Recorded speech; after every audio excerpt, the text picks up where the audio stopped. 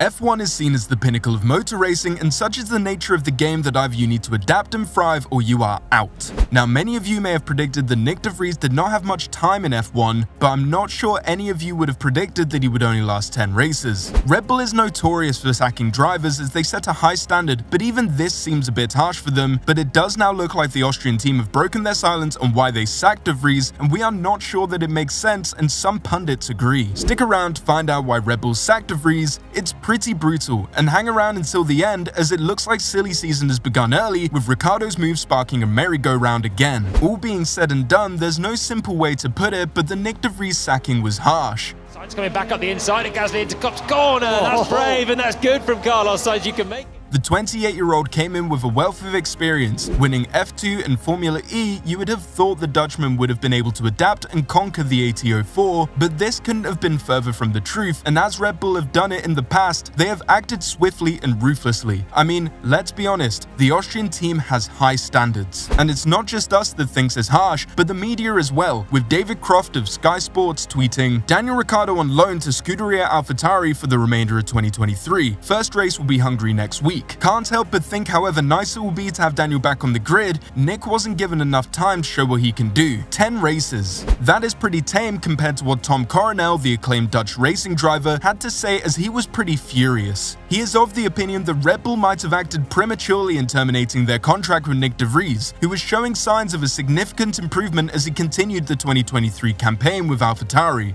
As he comes out of the left-hander, he was out of slipstream too, so he still had decent... Racing is cruel and so are the decisions, Coronel wrote. In my opinion, it was way too early to make a decision about a driver you're not even halfway through a season. He had a good race in Silverstone and made progress throughout the season. Even with the slowest car on track, he's not far behind the teammate who's having his third year with the team. Nyck has won every single race class he's participated in, from karting, Formula 2, Formula E, superb performance in several endurance race cars, and so on. I'm 100% sure that a lot of F1 drivers don't have a racing career like Nyck already. Was Nyck the worst driver to grace the grid? Probably not. Did it look like he could suddenly win F1? Far from it. He was no Nikita Mazepin, but he just did not look like he had much going on. The talk of him having a good race in Silverstone is great, but in the end, he finished last. Without trying to sound too harsh, if finishing last is an improvement, then maybe it was time for him to go. Do we think that he should have been able to race until the end of the season? Most definitely, but we are not in charge of Red Bull or AlphaTauri. That responsibility lies with Marko and Horner, but ultimately, we are not sure who has the final say in the driver lineup, as according to reports, Horner did not even know that de Vries had been sacked and Daniel had been rehired. Yeah, we know it's all super confusing, but we are here to help clear it up for you. It will also explain why de Vries' sacking was leaked to the media long before the initial statement from Red Bull and AlphaTauri. According to reports during the Pirelli tire test that Daniel was performing in the Red Bull, his time was so impressive that the watching Horner phoned helmut Marko to let him know of the Australian's impressive time.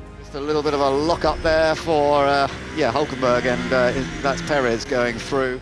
If you haven't been following, according to the media, Daniel's time would have put him P2 in the Silverstone Grand Prix. Now, this is where it gets interesting. Marko then called back shortly afterwards to tell Horner that he had fired de Vries, AlphaTauri's underperforming driver. De Vries had feared for his future after his dismal start to the season and his inability to keep up with his teammate Yuki. De Vries' manager then tipped off journalists in the Netherlands about his axing, which is how the story emerged. Red Bull had no choice but to confirm Ricciardo's return quickly when they intended to wait a few days. We can't just sit here and not think this is all completely weird, and the way that Marko was behaving was rather impulsive, not just the way he got rid of de Vries, but also the way that he hired him. It all seems very rushed and not thought out at all. If this is how he behaves, then if I was Checo, I would be worried, as it does not look like Marko hangs around, and with the Mexican's recent form, it could only be a matter of time. It's always a tricky one to go around the outside, but he is putting the attack on, and now he goes around the outside into Luffield. Something that Ted Kravitz agrees with us on. I think it makes Sergio Perez check the terms of his contract to see if it's as leaky as Nyck de Vries' contract with Red Bull obviously was. If Daniel proves to be amazing, then Checo could be pretty worried, said Ted. There is a big if, and that if is if Daniel Ricciardo turns AlphaTauri around,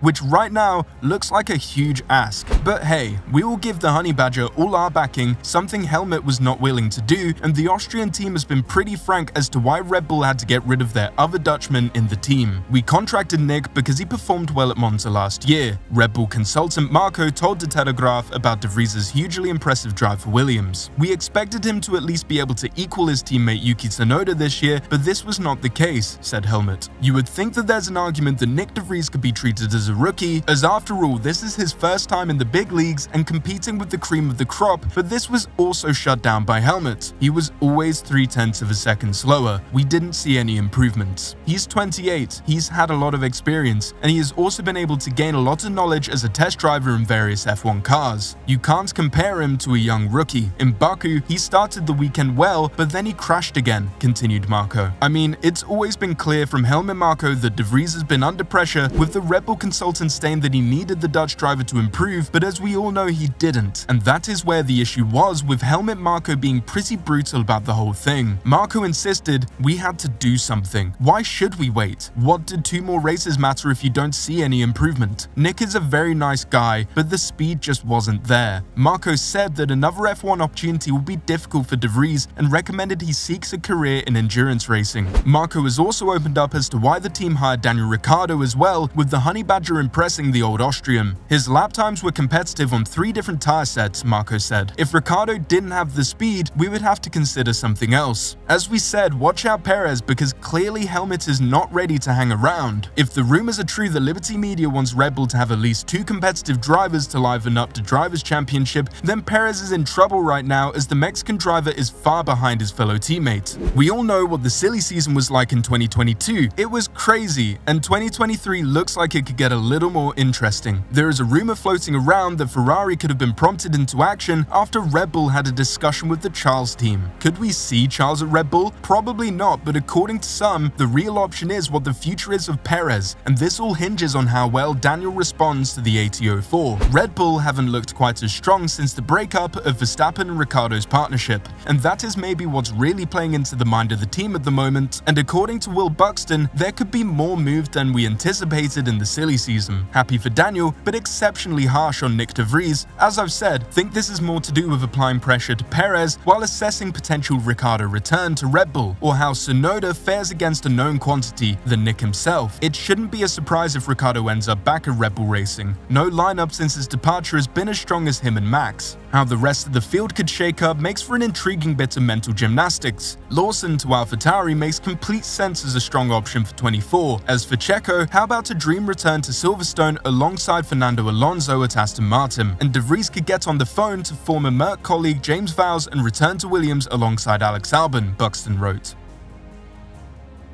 What do you think of Nyck De Vries' situation, and could you see Daniel taking over from Checo? Let us know what you think in the comments below.